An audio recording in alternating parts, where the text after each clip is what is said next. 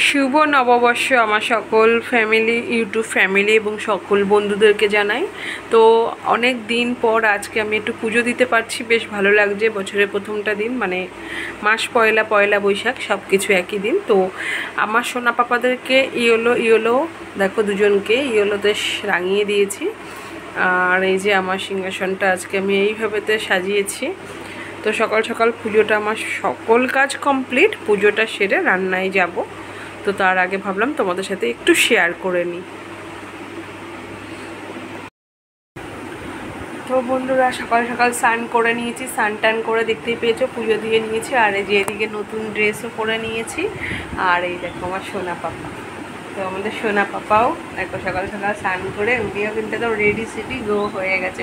কেমন লাগছে মা ছেলের জুটিকে প্লিজ কমেন্ট করে দেখো। আমি যত ওর কাছে যাই ও তত ঘেসটা ওদিকে চলে যায়, মানে ওর পাশে এখন আর আমার পাত্তা পাওয়া যাবে না। তো তোমাদের দাদা ভাই তো কাজে ব্যস্ত, আর বাজার হাট কিন্তু আমাকেই করতে হয়েছে। তার মানে ভেবে নাও সারা বছর আমি করব। তো তোমরা জানোই সব কিছুর বাজার হাট আমাকেই করতে হয়, ওটা বড় কথা না। তো আমাদের মেনু আজকে ভীষণই সিম্পল থাকবে, কারণ কালকে এক পাচন গেছে, ভীষণ ঝামেলা। তো সিম্পলি করব, কি করব সেটা অবশ্যই তোমাদের সাথে শেয়ার করবো। আর তোমরা কে কী করছো প্লিজ সেটা কিন্তু জানিও। তো চুলটা ভেজা, আর ওনাকে আজকে আমার তরফ থেকে কি গিফট দেওয়া হয়েছে জানো? কি আবদার করেছে বলে দাও তুমি। কি কি তুমি আবদার করেছো? কি করেছি? কি করেছো? কি আনা হয়েছে? আর বাবার কাছে করেছিলাম। ও, আমার কাছে না, ঠিক আছে, কিন্তু দিলাম আমি।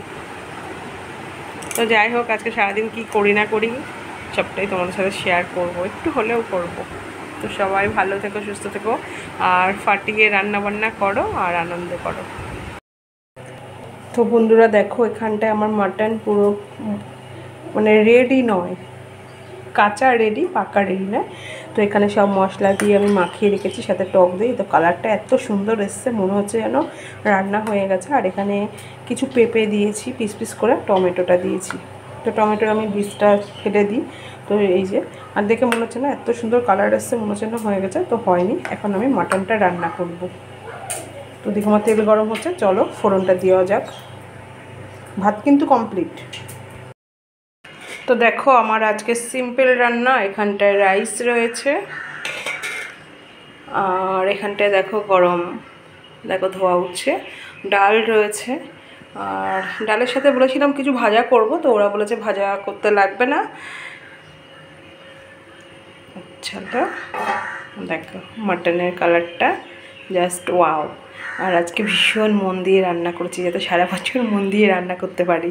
কারণ বলো তো, তোমাদের দাদাভাই বলে মন দিয়ে রান্না করলে নাকি ওর রান্নাটা ভালো হয় না, নাকি ভালো হয় না। আর শেষ পাতে কী থাকছে জানো তো? শেষ পাতে থাকছে দই আর মিষ্টি।